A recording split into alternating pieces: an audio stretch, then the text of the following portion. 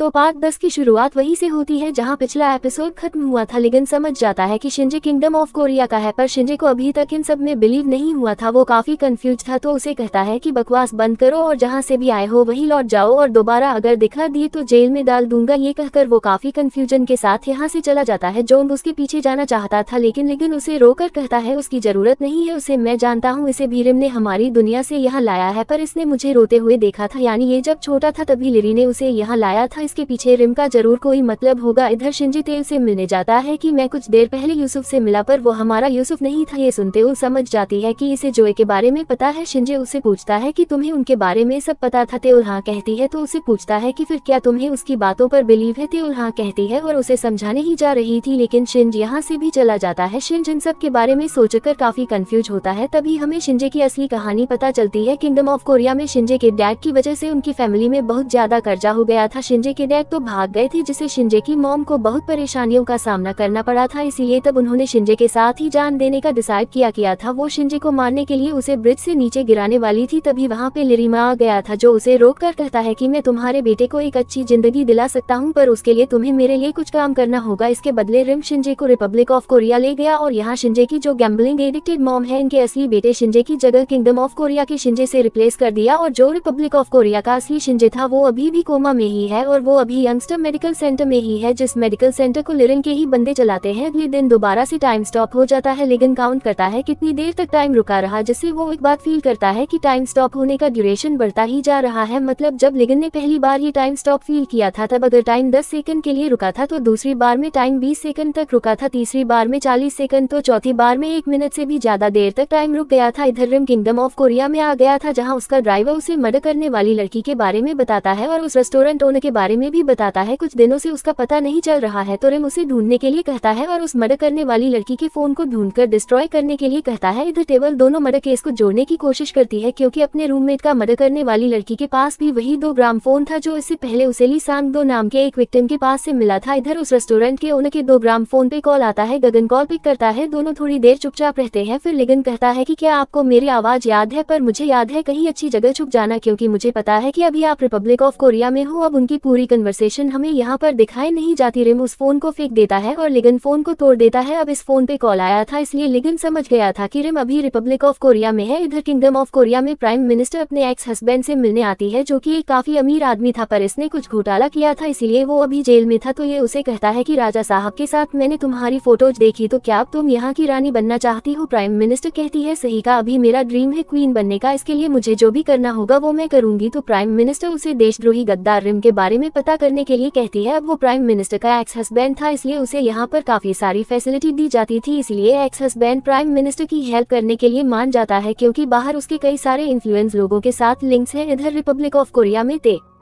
ओल और ली गॉन रात में बाहर खाना खा रहे थे, तभी तेल अपने पिछले 2 मर्डर केस के बारे में बताती है। इसमें से एक विक्टिम का फोटो देखकर लिगन पहचान जाता है कि इसका हमशक्ल तो किंगडम ऑफ कोरिया में लिगन के अस्पताल में काम करता है। तेल उसे बताती है कि इसी बंदे के पास वो पुराना 2 ग्राम फोन मिला था, इसमें वो किंगडम ऑफ कोरिया वाली रिकॉर्डिंग थी। तो लिगन समझ जाता है कि उसके रॉयल स्टेबल में काम करने वाले आदमी को रिप्लेस कर दिया गया है, और वो भी रिम का आदमी है। लिगन समझ जाता है कि महल में रिम के और भी कई सारे लोग हो सकते हैं, मतलब अब महल में भी कोई सेफ नहीं है। इसलिए वो तेल से कहता है मुझे मेरी दुनिया में लौटना होगा, पर मैं अपने साथ ही हम सबब को जयंग बनाकर ले जाऊंगा, और जयंग यहीं पर रहेगा, क्योंकि रियम अभी रिपब्लिक ऑफ कोरिया में ही है, इसीलिए जोए का यहाँ रहना जरूरी है। तो तेल को लिगन की काफी फिक्र होती है, क्योंकि अब मैटर काफी सीरियस हो चुका था। तो लिगन उसे गले लगाकर कहता है कि डोंट वरी, मैं सब कुछ ठीक कर दूंगा। तो इधर नसोप अपना हेयर स्टाइल चेंज कर लेता है और जो इनकी तरह ड्रेस अप होकर लिगन के साथ किंगडम ऑफ कोरिया में चला आता है, जहाँ उन्होंने उस रेस्टोरेंट के ओनर को भी लाया था। तो लिगन उसे देशद्रोही लिरिन का साथ देने के लिए सारी जिंदगी कालकोठरी में बंद करने का फैसला सुनाता है, और नसोप को तो यहाँ के बारे में ज्यादा कुछ पता नहीं था, इसीलिए लिगन उसे हमेशा अपने साथ ही रखता है और उसे ज्यादा कुछ बोलने नहीं देता, क्योंकि वो जो की तरह सीरियस होकर बात नहीं कर पा रहा था। तो लिगन रॉयल गार्ड्स के वाइस कैप्टन को उस बैम्बू फॉरेस्ट की सिक्योरिटी बढ़ाने के लिए कहता है, और वहाँ पे नए सीसीटीवी कैमरा भी लगाने के लिए कहता है, और अगर कोई 70 साल का आदमी वहाँ पे दिखाई दे तो उसे तुरंत ही अरेस्ट करने को कहता है। इसके बाद लिगन अपने उस रॉयल हस्बल में काम करने वाले डुप्लीकेट को भी अरेस्ट करके कालकोठी में डलवा देता है। इधर शिंजे ने तो 21 दिन की छुट्टी ले ली थी, इस वजह से टेबल तेवल उसे ढूंढने निकल जाती है, पर उसे शिंजे का कुछ पता नहीं चलता क्योंकि इधर शिंजे तो बार में ड्रिंक कर रहा था और जो भी उसे अपने बारे में और लिगन के बारे में पता चला वो उन सब के बारे में सोच रहा था। इधर किंगडम ऑफ कोरिया में प्राइम मिनी मिस्टर लिगन से मिलने आती है क्योंकि कुछ दिनों में साल खत्म होने वाला था, इसीलिए वो पूरे साल की रिपोर्ट्स लेकर आई थी। तो लिगन बैठकर सारे रिपोर्ट चेक करने लगता है क्योंकि पूरे साल का रिपोर्ट था, इसलिए रिपोर्ट चेक करते हुए लंच का टाइम हो जाता है तो इनके लिए खाना लाया जाता है। तो लिगन यूसुफ को भी खाने पे बैठा देता है। तो प्राइम मिनिस्टर लिगन से पूछते कि क्या आपकी वो ट्रैवलर मेहमान चली गई? लिगन कहता है हाँ, वो अपने देश चली गई है। तभी प्राइम मिनिस्टर लिगन से पूछते हैं कि राजा साहब क्या आप शादी नहीं करेंगे? लिगन कहता है क्यों, क्या आपको मुझसे शादी करनी है? प्राइम मिनिस्टर हाँ कहती है। इस पे लिगन कहता है कि मैंने सोचा नहीं था कि आप ये सवाल पूछे, तो अब जब आपने पूछ ही लिया तो मैं बता दूं कि मैंने ऑलरेडी किसी को शादी के लिए प्रपोज किया है। अगर पर्सनल बातें खत्म हुई तो अब काम पे ध्यान दे। तो फिर से ये लोग रिपोर्ट चेक करने लग जाते हैं। इधर तेल नारी के शॉप में पूछने आती है कि क्या तुमने शिंजे को आज देखा? नारी कहती नहीं, तो वो कल से ही मेरी शॉप पे नहीं आया है। अब जो यंग बाहर टेबल में बैठा होता है तो उसे देख नारी तेल से कहती कि यंस को क्या हुआ, वो थोड़ा अजीब लग रहा है। तेल कहती है मुझे तो कुछ अलग नहीं लग रहा। नारी कहती है पता नहीं मुझे क्यों वो पहले जितना हैंडसम नहीं लग रहा, इसने तो अपना हेयर स्टाइल भी चेंज कर लिया, वो पहले ही ज्यादा हैंडसम दिखता था। तो तेल जोए के लिए भी कॉफी लेकर जाती है। कब से हम लोग यहाँ पे नहीं मिलेंगे, वरना तुम्हारा जो ऐसा बिहेवियर है नारी के सामने अगर कुछ और दिन रहे तो तुम यसो पर नारी की सेटिंग बिगाड़ दोगे। तभी जोइंग उसे एक सोने की मूर्ति बेचने के लिए देता है क्योंकि उसे यहाँ रहने के लिए पैसों की जरूरत थी। तो पैसे मिलने की बाद जयंग सबसे पहले ड्राइविंग लाइसेंस के लिए अप्लाई करता है क्योंकि यसो हमेशा ड्राइविंग टेस्ट में फेल होता आया है, इसीलिए उसे ड्राइविंग लाइसेंस नहीं मिला था। तो जयंग टेस्ट पास कर लेता है और उसे लाइसेंस मिल जाता है। वो याद करता है अपनी और यूसुफ की बातें, जहाँ दोनों ने अपनी अपनी जिम्मेदारी एक दूसरे को सौंपी थी, यानी यूसुफ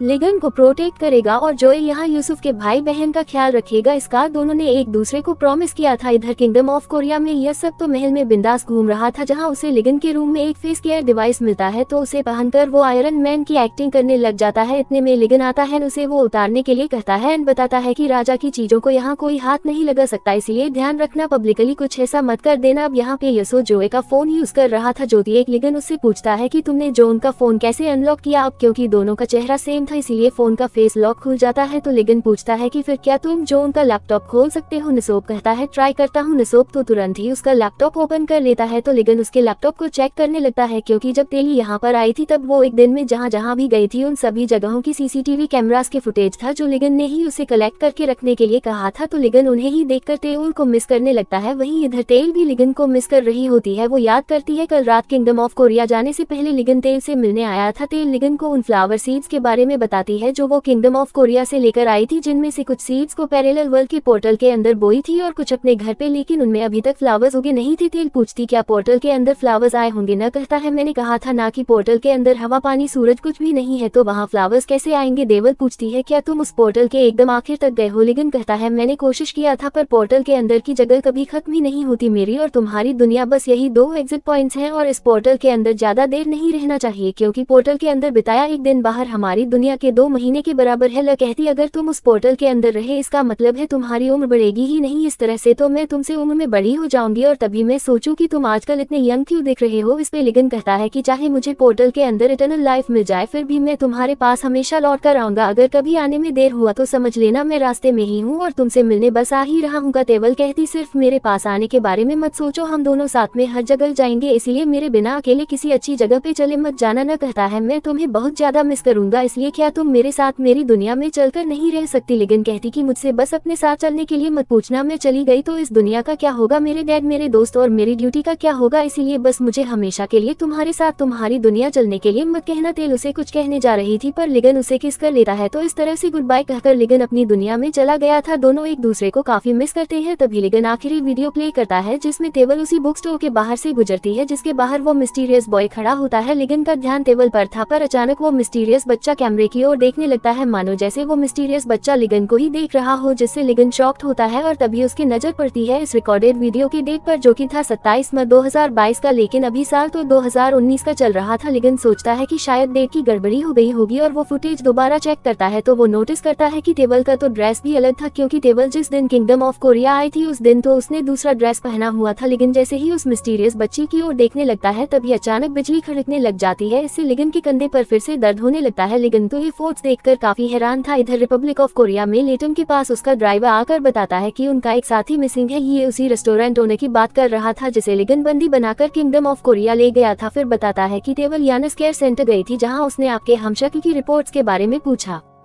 था, पर वहाँ हमारी साथी मैनेजर ने सिचुएशन संभाल लिया और जिस लड़की ने अपने फ्रेंड को मारा केवल उस लड़की के फोन के पीछे पड़ी हुई है। पर यहाँ मैंने शिंजे को जंगहाई के बेटे जीहन के ग्रेवयार्ड पर देखा। रिम कहता है कि शिंजे जिसे मैंने इस दुनिया में लाया और तेल जिसे लिगन अपनी दुनिया ले गया था, जो हो रहा है ये सब मेरे प्लान में नहीं था। तो ड्राइवर कहता है कि क्या मैं इन दोनों को मार दूं। लेटम कहता है कि इसकी कोई जरूरत नहीं है क्योंकि अब तक मेरे भतीजे को सब कुछ पता चल गया होगा, इसलिए अब उससे मिलने का टाइम आ गया है। इधर किंगडम ऑफ कोरिया में लिगो ने उस फुटेज के बुक स्टोर के बारे में पता करने के लिए कहा था। इसका नाम हिसन बुक स्टोर था, पर किंगडम ऑफ कोरिया में इस नाम से कोई भी बुक स्टोर रजिस्टर नहीं है और इंटरनेट पे भी इसके बारे में कुछ भी नहीं है, जो जानकर लिगन हैरान होता है। पर लिगन उसे बुक स्टोर को ढूंढना जारी रखने के लिए कहता है। इसके बाद हमें 3 दिन बाद का सीन दिखाया जाता है, जहां आज थी न्यू ईयर की रात। साल के पहले ही दिन बर्फ पड़ने लग गए थे। लिगन टेबल को याद करके उसे हैप्पी न्यू ईयर विश करता है। इतने में टाइम स्टॉप हो जाता है। लिगन समझ जाता है कि रिम किंगडम ऑफ कोरिया में आ चुका है, तो लिगन उसे ढूंढने के लिए निकल पड़ता है। इधर हम रिम को देखते हैं जो कि बिंदास पब्लिक के बीच घूम रहा था। तभी सब लोग राजा साहब कहते हुए सामने की ओर जाने लगते हैं, क्योंकि सामने से लिगन अपने घोड़े पर आ रहा था। लिगन चारों ओर अपने नजर दौड़ाता है रिम को ढूंढने के लिए। इसके साथ ही एक दिन पहले का फ्लैशबैक चलने लगता है। इसमें लिगन समझ गया था कि रिम जरूर उस पर काफी टाइम से नजर रख रहा है, इसलिए लिगन पिछले कुछ सालों में जहां भी गया था वहां की फुटेजेस चेक करने लगता है। पर उसे रिम दिखाई नहीं देता, क्योंकि लिगन तो 70 साल के रिम को ढूंढ रहा था, जो काफी बूढ़ा होगा ऐसा उसने सोचा था। पर तभी उसे एक फुटेज में रिम दिख जाता है, जो कि अब भी वैसा ही दिखता था जैसा वो 25 साल पहले दिखता था, जिसे देखकर लिगन समझ गया था कि इन 25 सालों में रिम ने अपना काफी टाइम उस पोर्टल के अंदर बिताया है, इसलिए फिजिकली उसकी बॉडी में कोई चेंजेस ही नहीं हुए हैं, इसलिए वो वैसा का वैसा ही है। लिगने से लिटम का बांसुरी चुराने का मकसद भी समझ जाता है। वो एक इटर्नल लाइफ चाहता था, यानी अमर होना चाहता था, क्योंकि पोर्टल के अंदर वो जितना टाइम बिताए वहाँ ना उसकी उम्र बढ़ेगी ना उसकी बॉडी में कोई चेंजेस होंगी, पर पोर्टल के बाहर दुनिया में टाइम जरूर पार होगा। और लेम यही इटर्नल लाइफ पाना चाहता था। तो coming back to present, dream उसी जगह खड़े हो जाता है जिससे लिगन सामने आते हुए उसे देख लेता है। दोनों एक दूसरे को देखने लगते हैं और इसी के साथ पार्ट 10 का एंड यहीं पर होता है। वीडियो पसंद आए तो वीडियो को लाइक कर देना, चैनल पर पहली बार आए तो do subscribe and hit the bell icon. मिलते हैं अगले पार्ट में, तब तक के लिए टेक केयर एंड बाय।